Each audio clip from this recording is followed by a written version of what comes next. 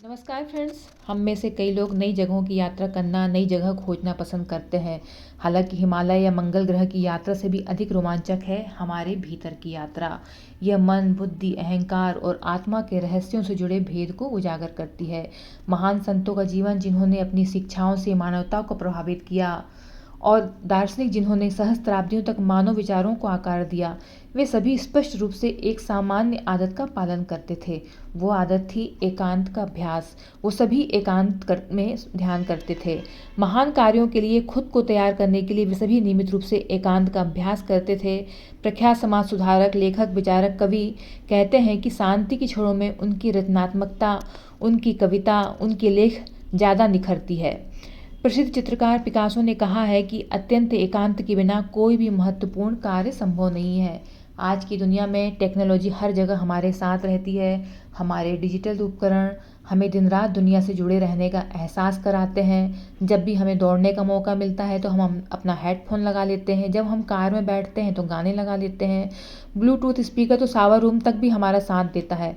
विडंबना यह है कि सभी आयामों से निकलने वाला लगातार शोर के कारण जन सामान्य का एक बड़ा वर्ग पहले से कहीं अधिक अकेलापन महसूस करता है, और ये अकेलापन बाहरी संगति की कमी से नहीं बल्कि आंतरिक वियोग से उत्पन्न होता है। एकांत का अभ्यास हमारी कमियों के प्रति हमारी आत्म जागरूकता को बढ़ाता है, और यह हमें अपनी प्राथमिकताओं और प्रयासों को पुनः व्यवस्थित करने में सक्षम बनाता है।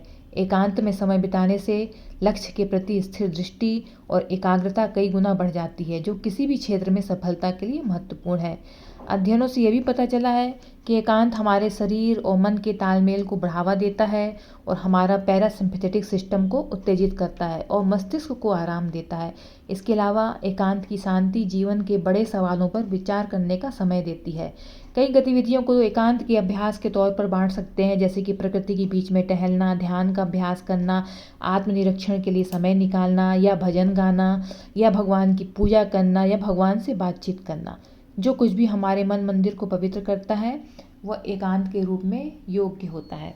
जब आप एकांत में बैठने और खुद से जुड़ने का समय नहीं निकालते हैं तो आप आंतरिक संघर्षों को हल करने और अपनी आत्मा का पोषण करने में असमर्थ होते हैं।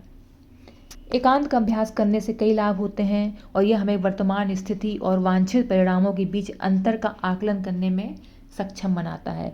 एकांत का अभ्यास करना समय या ऊर्जा की बर्बादी नहीं है। आप जीवन में जितना अधिक व्यस्त रहेंगे, शांत समय से आपको उतना अधिक लाभ होने की संभावना है। आपको जंगल में जाने, छुट्टियों पर पैसे खर्च करने की ज़रूरत नहीं है। इसकी बजाय आप हर दिन कुछ समय के लिए आप अपने मन की गहराई में जाएं। सार्थक लक्ष्यों की दिशा में नियमित रूप से आप कुछ समय एकांत में बिताएं। एकांत का अभ्यास करेंगे तो ऊर्जावान महसूस करेंगे।